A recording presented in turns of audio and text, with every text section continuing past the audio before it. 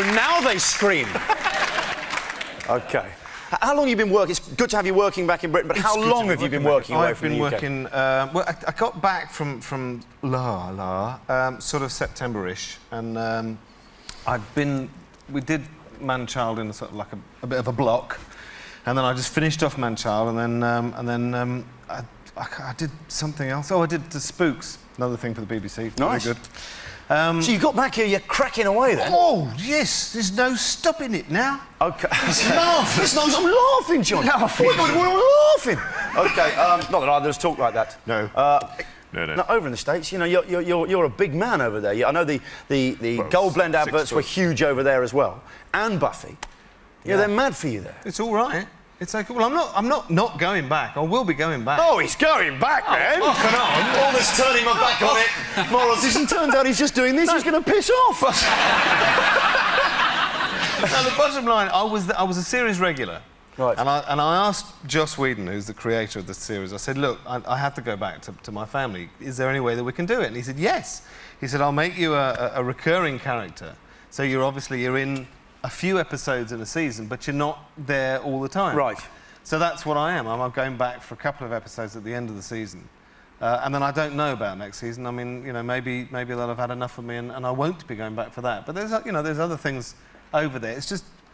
When I first went over there, I went over there to work, and I was living here... What did you have going for you when you went over there? Nothing, particularly. I mean, just recognition. I had a profile, but... Because of the ads? Yeah. So you went over there thinking, I've got the profile from the ads... Get an agent and see how it goes. And I went back on successive years to sort of, to go for pilots, and I did a series called VR5, which didn't go, and then I did another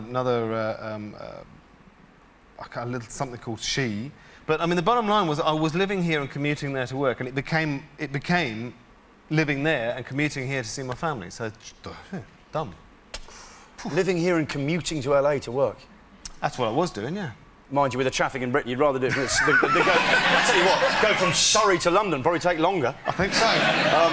Not I live in Surrey. No. You get there's no way anyone confesses to that.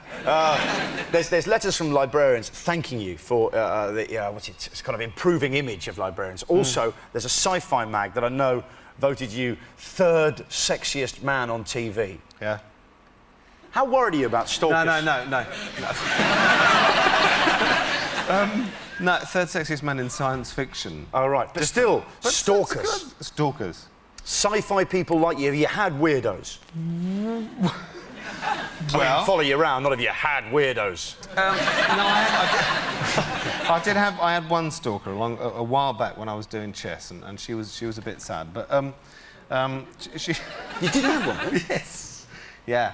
And she was a fan of Chess the musical? She was... I don't know what she was, but she used to... She was... I mean, she used to be on it. Stupidly, when we first got our flat in Battersea, I put my name in the telephone directory. I thought, I've arrived, I've got a flat, we've got a phone, I'm going to put... And it was a stupid thing to do. Can't believe you did that. No.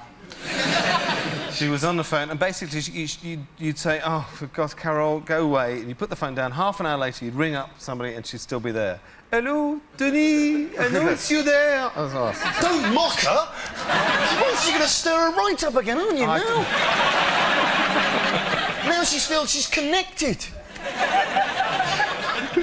I feel mad! The band are all in the phone book, they want stalkers. And also, wedding bookings. I don't know what's going to happen after Man-Child. That's going to be something else. Well, you bring me neatly onto Man-Child. It's on BBC Two. I tell you what, it is a great cast. How do you enjoy kind of working with people your own age rather than the children of Buffy? Well, it's nice to work with a bunch of people who are not pretending... I mean, basically, the cast of Buffy are all in their 20s, and they were pretending to be sort of 16 or 17, which was a big strain for them. But, no, we're all pretending to be sort of roughly our own age, although Ray Birdie, it has to be said, he announced the other day that he's 43, and it keeps going on about men approaching their 50s, and he's going, hold on a minute. Yeah. But, no, Ray Birdie, Don Warrington and Nigel Havers is a pretty good... Nigel Havers. Pretty good bunch. He actually slips on some quite tight leather trousers in the first one, which is a big laugh. But quite plucky of you, I felt. You know, a lot of actors, you know, spend their time kind of covering up their ages. And actually, I know you're... Strangely. Yeah, I know, but you're 48 and you're playing a 49-year-old. That means, you know, that kind of nails you down as being nearly 50. Being over 50, which is a bit worrying. But no, the bottom line is with Giles, I was playing a man who was in his 40s, who kind of in his head was in his 50s anyway. So, I mean, you know, whatever. He was older than his years, you must admit. How old's Nigel Havers? About 60? Well, he's about 60, isn't he? To be fair, he is, what, 62 now? No, oh, come on. No, he's not. He is. He's not. He was around in the 50s doing telly. He used to announcements at the Light programme here. He's just over 50. No, he's not. He's 48. He's 67. Well, he's a dashed good-looking man. Oh, he's a good-looking man. I tell you what, let's have a look at this. Here's a clip from Man-Child coming up on BBC Two with my guest tonight. With me.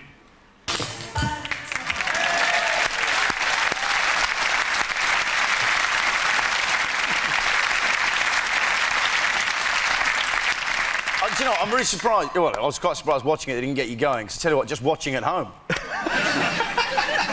You've also got another show where your character is continuing. You were saying about this is The Watcher. Oh, The Watcher. No, The Watcher is something that is in sort of dialogue is happening as we speak. Joss Whedon basically said, "Did I want my own show?" And I said, "Yes, please." Yeah, right. And he also said, "And I'd like to set it in England," and because he's always wanted to make a BBC show because he was educated. Part of his education was here, and he loves the BBC thing.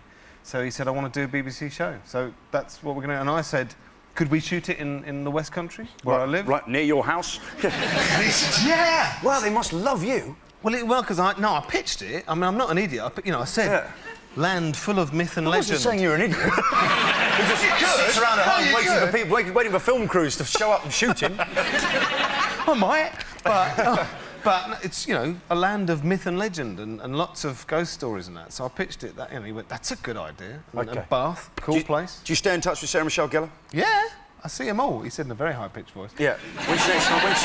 When's she next coming into Britain? Just for the website? Don't know. There is a big convention which I think a bunch of them are coming. I know James is coming over and a bunch of them are coming over. They're going to a convention. Oh, good. Grief, full of sci-fi fans. Yes. Bring it on. OK.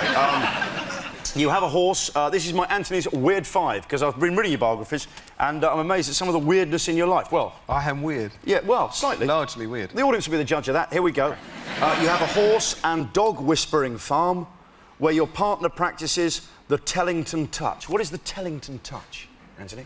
Have you got half an hour or so? It's a way of working with animals who have behavioural problems and a way of helping them get over those behavioural problems. What about that? Do you see the bit with the Cocker Spaniel on earlier? I did. He's perfect for the Tellington touch, I tell you.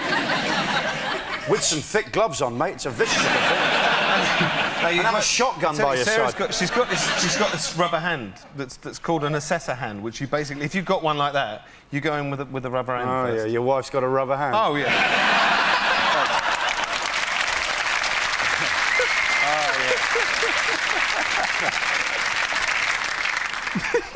Oh, yeah.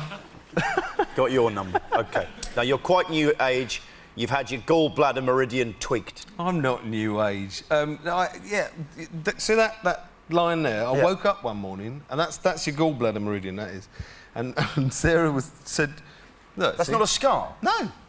That is, and you see, if you look around, people have got that. Okay, and there's one on the other side which isn't so pronounced. But I'd slept one night like that, and next morning there it was.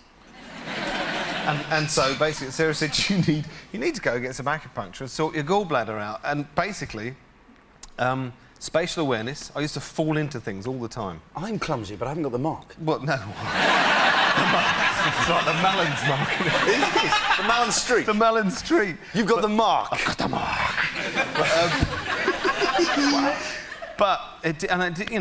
More spatial awareness. Didn't crash the car. I had for about 6 years running, I used to have an accident a year. My insurance premium was through the roof. Yeah. Is it higher insurance if you have the mark? I was going to ask you, broadly speaking, what do we do if we encounter a vampire? But you know what I think you might tell us? Anthony Head, ladies and gentlemen, thank you very much for coming down here. It's brilliant. Cheers. Stick around. I will. Stay there. I'm staying. And if you want to know anything, chip in.